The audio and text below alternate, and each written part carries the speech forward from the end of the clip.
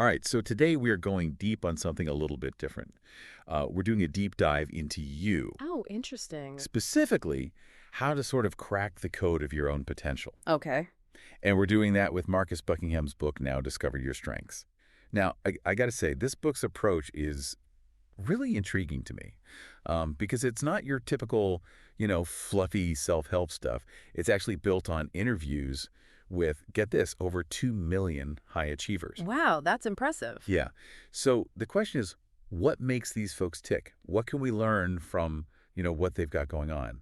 How do they get to that point of, consistent, near perfect performance, I think is how he puts it. Right. That phrase, consistent near perfect performance, that's not just a catchy slogan. That's actually Buckingham's definition of strength. Okay. And the book really argues that understanding your unique strength is the key to unlocking, that next level of productivity and fulfillment that a lot of people, only dream of. Okay, so this isn't about becoming some kind of superhuman. It's about figuring out what you're already wired to do well, Right. and then really like amplifying that, turning it up to 11, so to speak. Yeah. And Buckingham uses a great example in the book, Pam, who's a health and human services director. Sure. She's not perfect, Right. right? Nobody is. Right.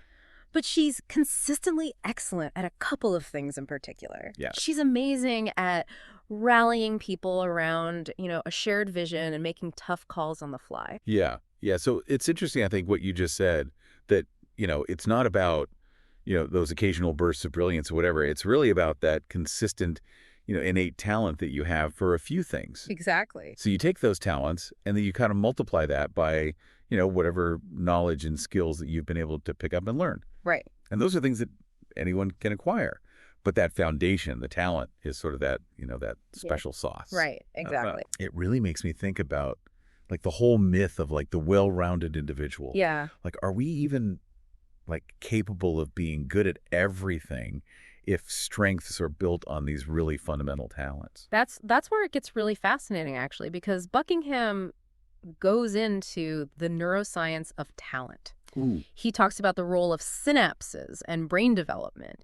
And he argues that, the strongest neural connections, what he calls are T1 lines, Right. they form early in life. Okay. And those become the filters through which we experience the entire world. So it's like those T1 lines create like almost like a lens, like a unique lens Yeah. that sort of shapes how we see and respond Yeah. to situations, to people, to everything. Exactly. Buckingham uses this really great example of a dinner party. You've got 5 friends, same event, but each person's having a completely different internal experience. Oh, right. Yeah. One's focused on the social dynamics, another one's analyzing the conversations, another one's like crafting the story they'll tell later. Yeah. And it's all based on these dominant, neural pathways. And those pathways, those T1 lines, are essentially our talents Mhm. waiting to be kind of refined, right? Exactly. So the key is, it sounds like, figuring out, which diner we are, so to speak, and then building on those existing strengths rather than trying to like rewire our whole brains to be good at something we're not. Precisely. And that's where that whole like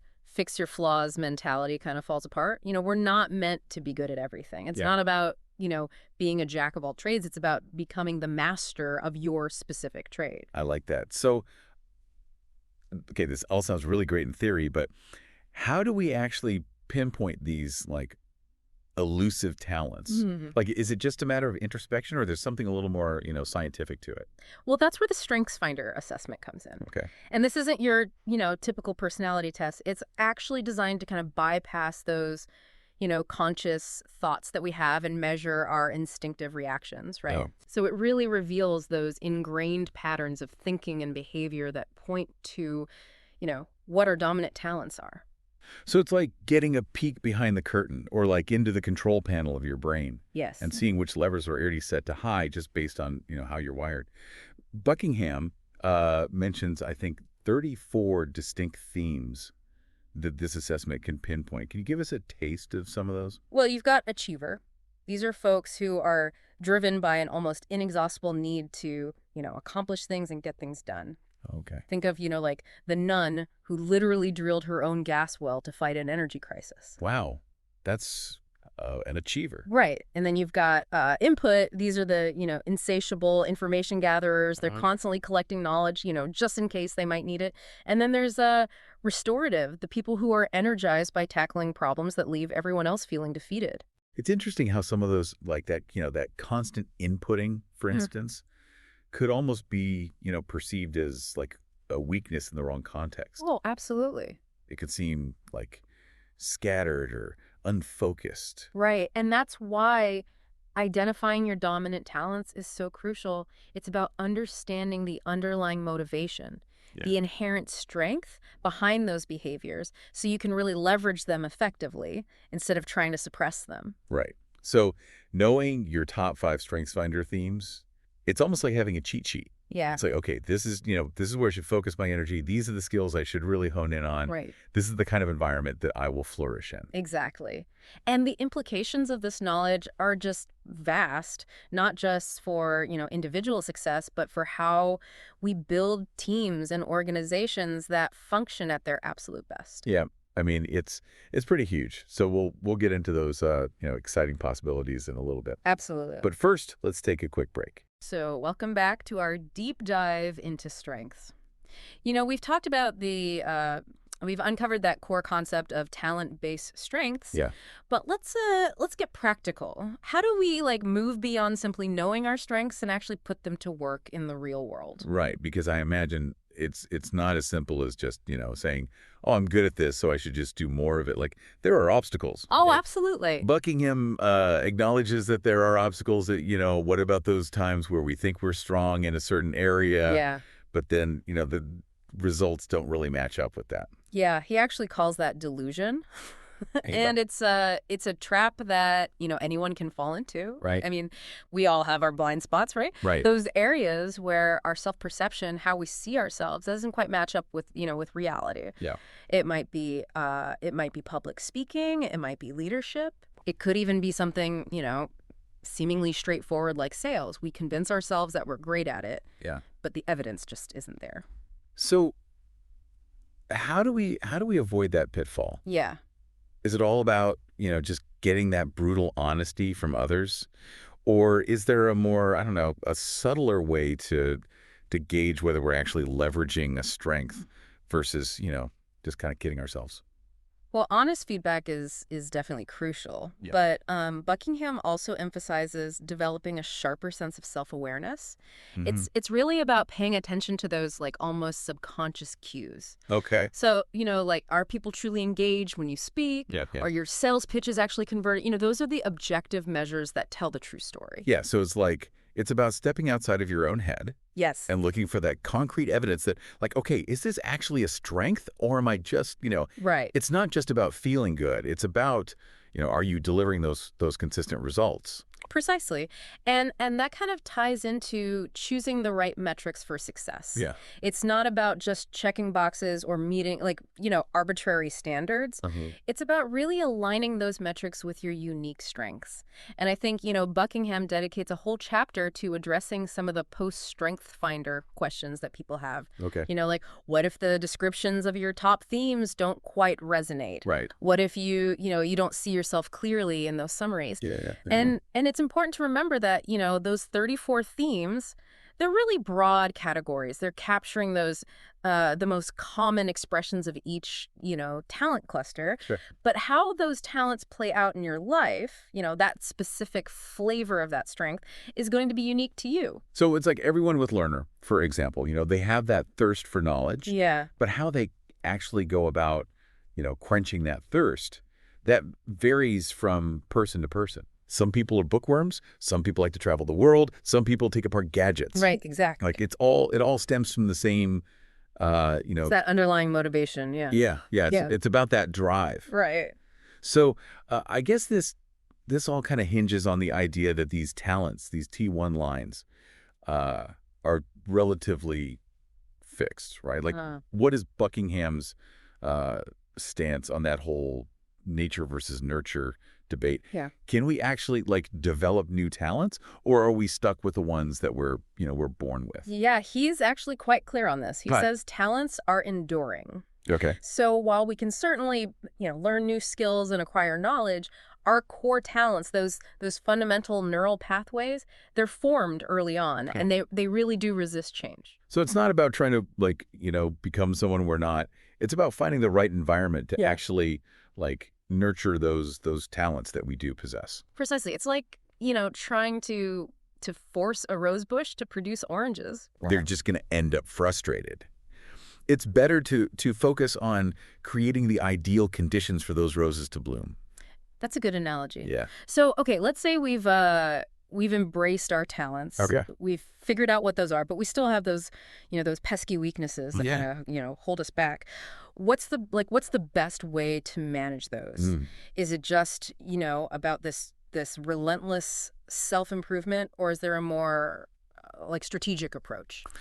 Well, Buckingham actually offers a couple of strategies. One that really stands out is using your strengths to overwhelm your weaknesses. Okay. And he tells this fascinating story about Mike, this consultant, who struggled with a pretty severe stammer throughout his childhood. Okay. Spent years trying to fix it, nothing really worked. And then one day he had to give this presentation in front of a large audience, and something remarkable happened. His stammer completely disappeared. Wait, seriously, how is that even possible? Yeah. Did he suddenly develop some sort of superpower? Well, not exactly, but it's almost as impressive. Okay. It turned out that Mike had this really powerful combination of significance and communication talents. Okay. So the pressure of being on stage, the attention of the audience, that actually energized him and allowed him to speak fluently for the first time in his life. Wow, that's incredible. So his strengths literally just overshadowed that weakness. It wasn't about fixing the stammer. It was about creating this context where those other talents could really shine. Precisely. So brightly that the stammer became, almost irrelevant. Yeah, just faded into the background. That's pretty inspiring. But what about those weaknesses that, you can't just overwhelm? Yeah. Like, what if I just need to get better at something that doesn't come naturally to me? Well, for those situations, Buckingham suggests building support systems. And these could be tools, they could be routines, they could even be specific people, things that can really help you manage those weaknesses. Okay. So it might be as simple as, using a planner to stay organized, if that's not your forte, Yeah. or maybe as elaborate as finding a mentor to, help you develop a specific skill. So it's about acknowledging that, we all have these limitations. Yeah. But instead of beating ourselves up about it, we can find those creative ways to kind of work around them. Exactly. It's about maximizing our strengths and minimizing the impact of our weaknesses. And sometimes that means, asking for help. Yeah. Buckingham also talks about the importance of, partnering with people whose strengths complement our own. So instead of trying to be a lone wolf, it's really about building that team where everyone can kind of contribute those unique talents and kind of cover each other's, those blind spots we were talking about. Precisely. It's about recognizing that, we're all better together. Yeah. And true success often lies in, leveraging the collective strengths of a team. Okay, I'm starting to see how this whole, strengths revolution that we keep talking about it really goes beyond just, individual success. Right. There are some really powerful implications for how we build and manage teams and even, whole organizations. Absolutely. And that's exactly where we're headed next. Get ready to explore how these principles can be applied on a larger scale to create, a truly strengths-based organization. All right, so welcome back to our deep dive into strengths. We've covered a lot of ground here, from the whole neuroscience of talent to strategies for, actually managing those weaknesses that we all have. Right. But now I kind of want to zoom out a little bit, look at the big picture. Okay. How do we create a culture where strengths not only survive, but really thrive? This is where things get really exciting because Buckingham actually lays out this whole roadmap for what he calls a strengths revolution within organizations. And it all starts with a fundamental shift in how we approach talent. Okay, so we're talking systemic change here, not just individual tweaks. Exactly. Where do we even begin with something like that? Well, Buckingham really emphasizes the importance of selection, making sure that you're bringing in the right people from the very beginning. Yeah. And this goes beyond just, looking at resumes and skills. Right. It's about identifying those innate talents, those things that are going to allow individuals to really excel in specific roles. Yeah. And he's actually a big advocate for, using those objective talent assessment tools like StrengthsFinder to really eliminate that gut feeling bias Right.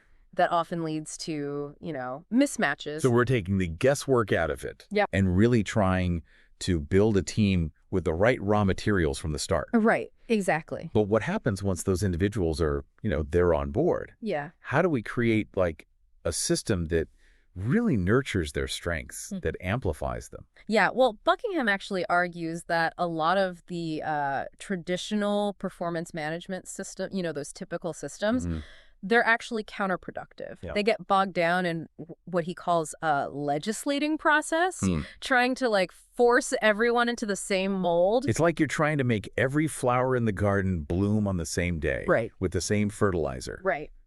Some might thrive, but others are just going to, they're going to wither. Exactly. So a strengths-based approach really recognizes that, different individuals, they need different things to flourish. Yeah. It's about setting clear expectations, providing individualized support, and focusing on, those outcomes, not just the processes. And speaking of outcomes, Buckingham, he really stresses the importance of measuring the right outcomes. Yeah. Those that really reflect individual and team contributions. So again, it's not about checking boxes. It's about aligning those metrics with each person's unique strengths. But I mean, how do we actually make this happen, practically speaking? Yeah. Are we talking about like endless meetings and performance reviews? No, not necessarily. Buckingham actually advocates for regular strengths-based conversations between managers and employees.